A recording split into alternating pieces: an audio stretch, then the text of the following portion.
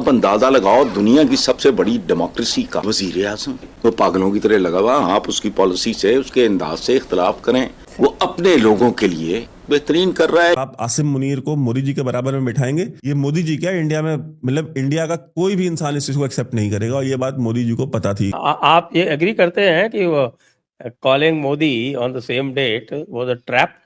It was a trap, क्योंकि अगर मोदी जी जाते तो इक्विवेलेंस एस्टैब्लिश हो जाती। न जाने से उन्होंने इंडिपेंडेंस दिखा दिया अपना कि आप तुमने पुकारा और हम चले आए वाली बात नहीं है अब। तो ट्रंप ने ये जाल बिछाया था मोदी के लिए कि बस मोदी इसमें आकर फंस जाएंगे।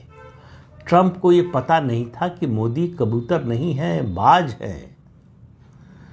उनको भीड़ इकट्ठा करने की जरूरत नहीं है, अकेले जाल लेकर उड़ सकते हैं, और उड़ गए। और यकीन माने, जब से मैंने ये खबर पढ़ी है मेरी टांगे कांप रही। जस्ट बिकॉज वो एक गुजराती हैं, तो ये समझ लेना कि गुजराती आदमी उसको बढ़िया डील दे देंगे, उसको बढ़िया बिजनेस दे देंगे, तो ये अपनी डिग्निटी, अपने ऑनर पे कॉम्प्रोमाइज कर जाएगा। तो ये गलतफहमी, और ये गलतफहमी डोनाल्ड ट्रंप को नहीं, दुनिया में बहुत सारे लोगों को होती है। इंडिया में ये पत्थर पर लकीर है।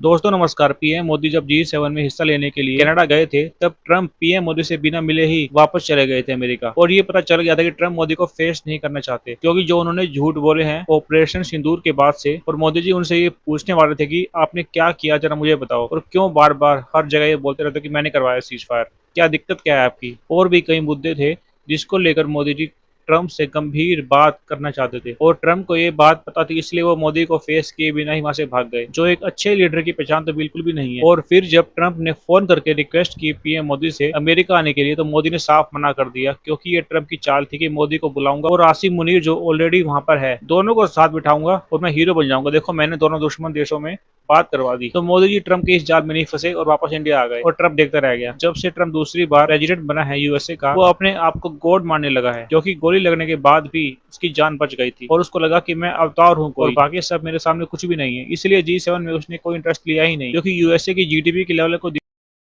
उनको लगा कि मोदी को फंसाएंगे, मोदी फंस जाएंगे। उनके मन के अंदर बेचैनी थी कि किसी तरह से भारत इसको स्वीकार कर ले कि उन्होंने युद्ध विराम कराया, या कम से कम चुप रहे, इसका खंडन ना करे।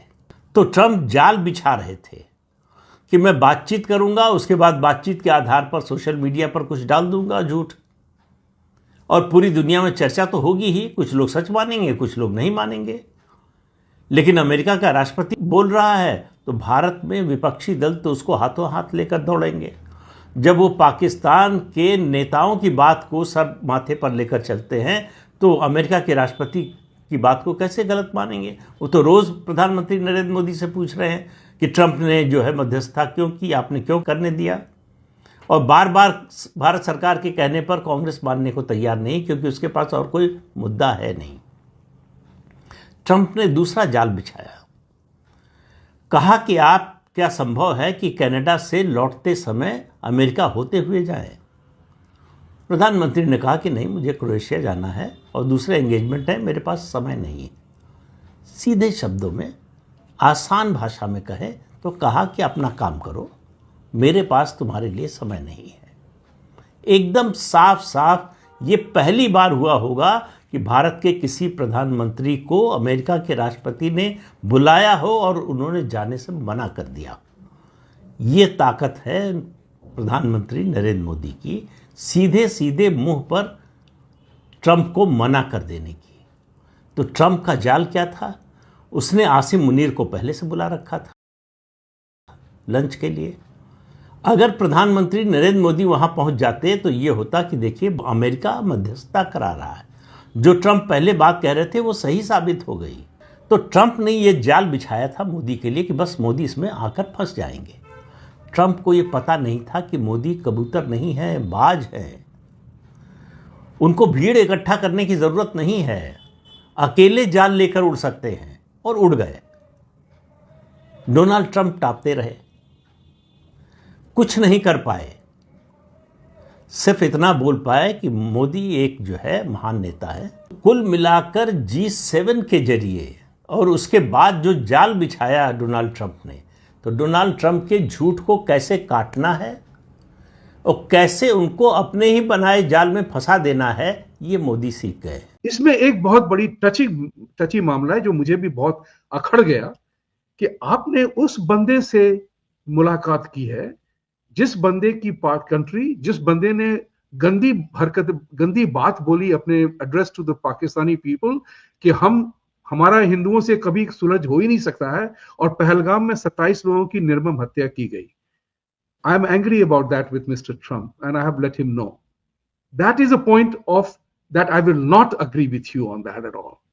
हर एक मामले में, हर एक रिश्ते में ये एक होता है, लाइन ड्रॉ की जाती है। That is my line on with Trump. Modi को क्यों बुला रहे थे ट्रम्प? आप ये एग्री करते हैं कि calling Modi on the same date was a trap? It was a trap, क्योंकि अगर मोदी जी जाते तो इक्विवेलेंस एस्टैब्लिश हो जाती। न जाने से उन्होंने इंडिपेंडेंस दिखा दिया अपना कि तुमने पुकारा और हम चले आए वाली बात नहीं है। अब वो बात गई, वो पुरानी बात थी, 50 साल पुरानी की बात थी। आज हम नहीं करेंगे जो आप बोलेंगे करने के लिए। तो ट्रंप को उसमें हिसाब से इंडिया फॉरेन पॉलिसी में उन्होंने बता दिया कि this far and no further. This is very important and I am very happy about that, because in my opinion, मैं हमेशा से इस बात को कहता रहा हूं कि इंडिया को है एक चीज ट्रंप के साथ आर्ट ऑफ डील में, India also has to make its own list. No equivocation with Pakistan. You can't have, आप एक टेररिस्ट नेशन से आप मेरी मुलाकात नहीं करवा सकते हैं।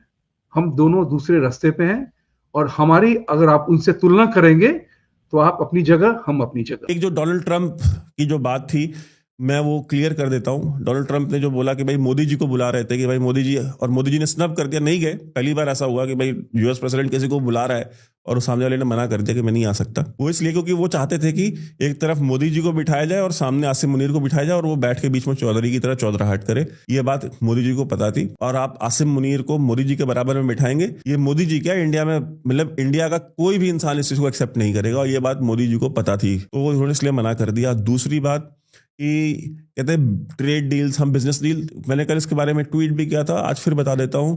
ये जो गलतफहमी है ना अमेरिका को या डोनाल्ड ट्रंप को कि भाई ट्रेड डील करके हर चीज सॉल्व हो जाती है। देखिए, इंडिया की जो डिग्निटी है, हमारा जो आत्मसम्मान है, हमारी जो सेल्फ रिस्पेक्ट है ना, वो किसी ट्रेड डील पे कॉम्प्रोमाइज नहीं होती, क्योंकि डिग्निटी और सेल्फ रिस्पेक्ट प्राइसलेस होते हैं। और ये बात प्राइम मिनिस्टर मोदी को पता थी। जस्ट बिकॉज वो एक गुजराती हैं, तो ये समझ लेना कि गुजराती आदमी उसको बढ़िया डील दे देंगे, उसको बढ़िया बिजनेस दे देंगे, तो ये अपनी डिग्निटी, अपने ऑनर पे कॉम्प्रोमाइज कर जाएगा। तो ये गलतफहमी, और ये गलतफहमी डोनाल्ड ट्रंप को नहीं, दुनिया में बहुत सारे लोगों को होती है। दुनिया के बहुत सारी कंट्रीज को ये गलतफहमी होती है। इंडिया जो है दुनिया के अपने इतिहास के सबसे ज्यादा बर्बर, सबसे ज्यादा ब्रूटल, जानवरों से भी बदतर जो इन्वेडर्स थे या ऑक्यूपायर्स थे यहाँ पे, अगर उनसे लड़ करके हजारों साल तक, और आज भी सर्वाइव कर रहा है, सर्वाइव नहीं थ्राइव कर रहा है, आज भी अपने पैरों पे खड़ा है, अपने मूल्यों पे खड़ा है, अपने कल्चर, अपने रिलीजन को प्रोटेक्ट करके रखा हुआ है ना, तो वो ऐसे ही नहीं किया हुआ। इंडिया में कश्मीर से लेकर कन्याकुमारी और गुजरात से लेकर के नॉर्थ ईस्ट के आखिरी कोने तक जितने भी भारतीय रहते हैं ना, उन सब ने अपनी अपनी लड़ाई लड़ी है इनके खिलाफ, और कभी समझौता नहीं किया। तो हम इसी जज्बे के साथ अपनी उसी सेल्फ रिस्पेक्ट, अपनी उसी एथनिक, कल्चरल और रिलीजियस आइडेंटिटी को प्रोटेक्ट करते हुए हम यहाँ तक पहुंचे हैं।